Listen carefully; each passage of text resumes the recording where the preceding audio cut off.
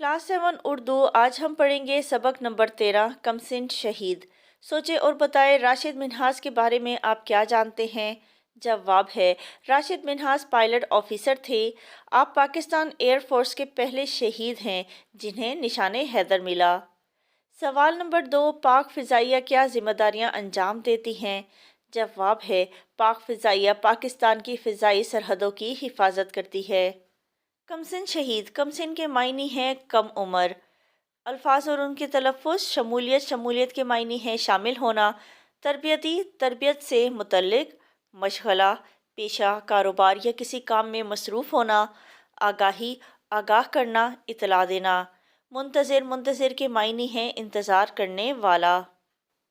राशिद मिन्हाज 17 फरवरी 1951 को पैदा हुए। आपने इब्तदाई तालीम लाहौर से हासिल की।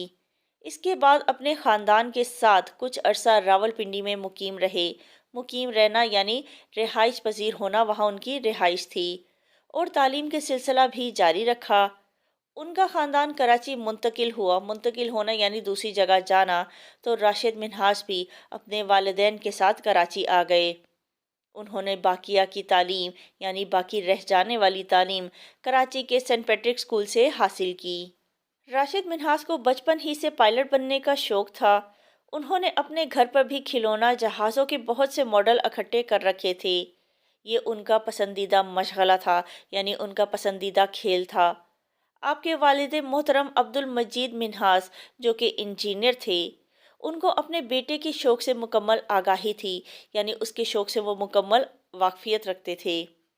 उन्होंने अपने बेटे की ख्वाहिश का ख़ास ख्याल रखा और उसी के मुताबिक अपने बेटे की तरबियत और रहनुमाई की।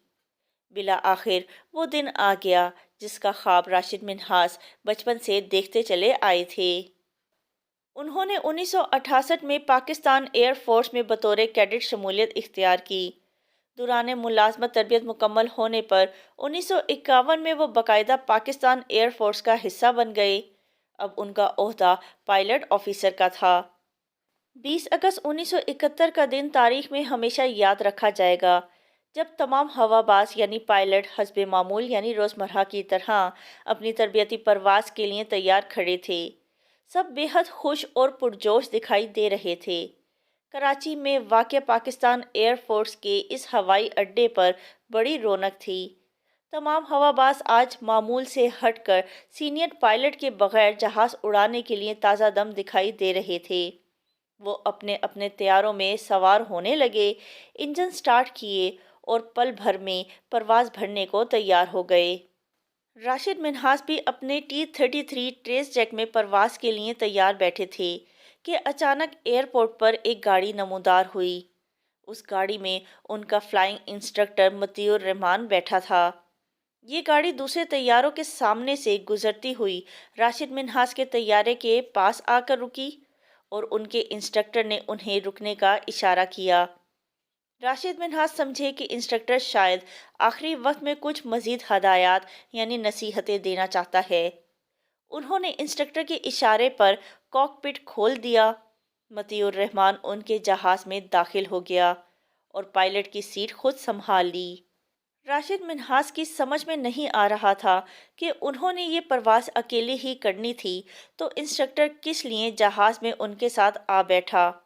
अभी वो गोमगो की कैफियत में थे, यानी कशमकश की कैफियत में थे कि मतीउर रहमान ने जल्दी से जहाज़ का इंजन स्टार्ट किया और जहाज़ ने उड़ान भर ली। राशिद मिन्हास अभी सूरत हाल जांचने की कोशिश ही की, यानी समझने की कोशिश ही की कि मतीउर रहमान ने दुश्मन मुल्क को इतला दी कि वो पाकिस्तान का तैयारा और कीमती राज चुरा कर ला रहा है। राशिद मिन्हास ने फ़ौरन एयरबेस के कंट्रोल रूम को इतला दी कि मेरा जहाज़ अगवा कर लिया गया है। ये सुनते ही मतीउर रहमान ने राशिद मिन्हास के सर पे ज़रब लगा के बेहोश कर दिया, यानी चोट लगा के। लेकिन जल्द ही राशिद मिन्हास होश में आ गए। उन्होंने देखा कि इनका तैयारा तेज़ रफ्तारी से दुश्मन मुल्क भारत की तरफ बढ़ रहा है। फौरी इमदाद का इम्कान ना पाकर, यानी मदद का इम्कान ना पाकर, राशिद मिन्हास ने हालात को देखते हुए खुद ही कुछ करने का सोचा। وہ بھانپ چکے تھے یعنی خطرہ محسوس کر چکے تھے کہ مطیع الرحمان وطن سے غداری کر کے یعنی وطن کو دھوکہ دے کر انتہائی قیمتی راز بھارت لے جانا چاہتا ہے۔ انہوں نے مطیع الرحمان سے جہاز کا کنٹرول حاصل کرنے کی کوشش شروع کر دی۔ بھارتی سرحد سے جہاز کا فاصلہ تیزی سے کم ہوتا جا رہا تھا۔ جہاز اگر بھارتی حدود میں داخل ہو جاتا تو دفاع پاکستان کو نہ صرف ناقابل تلافی نقصان پہنچ سکتا تھا، یعنی وہ نقصان جس کو پورا نہ کیا جا سکے، بلکہ اس کے ساتھ عالمی سطح پر جگ ہنسائی کا بھی سامان ہوتا، یعنی بے عزتی ہوتی، بدنامی ہوتی۔ جب جہاز بھارتی سرحد سے صرف 32 کلومیٹر دور تھا، راشد منہاس نے صورتحال کی سنگینی کو بھانپتے ہوئے اپنی جان قربان کرنے کی قیمت پر وطن کے دفاع کا فیصلہ کر لیا۔ انہوں نے جرأت اور بہادری کا ثبوت دیتے ہوئے جہاز کا رخ اچانک زمین کی طرف موڑ دیا۔ اس غیر متوقع صورتحال سے مطیع الرحمان بوکھلا گیا یعنی گھبرا گیا، اور بوکھلاہٹ میں وہ جہاز پر قابو نہ رکھ سکا۔ جہاز گلہ بازیاں کھاتے ہوئے زمین پر آ رہا اور ایک زوردار دھماکے کے نتیجے میں ٹکڑے ٹکڑے ہو گیا۔ اگرچہ جہاز کے دونوں سوار زندگی کی بازی ہار گئے یعنی وفات پا گئے، مگر ان میں سے ایک کو شہید وطن ہونے کا اعزاز حاصل ہوا اور دوسرا غدار وطن کہلایا۔ نو عمر یعنی کم عمر ہوا باز راشد منہاس نے وطن عزیز پر اپنی جان نچھاور کر دی یعنی قربان کر دی، مگر اس کی سلامتی پر آنچ نہ آنے دی۔ راشد منہاس نے اپنی بے مثال قربانی سے بہادری کی ایک نئی داستان رقم کی۔ داستان کہتے ہیں کہانی کو۔ وہ پاکستان ایئر فورس کے پہلے شہید ہیں جنہیں فوج کے سب سے بڑے اعزاز نشان حیدر سے نوازا گیا۔ آپ یہ اعزاز پانے والوں میں سے سب سے کم سن بھی ہیں یعنی کم عمر بھی ہیں۔ ہمیں مادر ملت کے ان عظیم بیٹوں پر ہمیشہ ناز رہے گا یعنی فخر رہے گا، جنہوں نے اپنی جانوں کے نذرانے پیش کر کے اپنے وطن کی حفاظت اور حرمت پر آنچ نہ آنے دی۔ حرمت کہتے ہیں عزت کو۔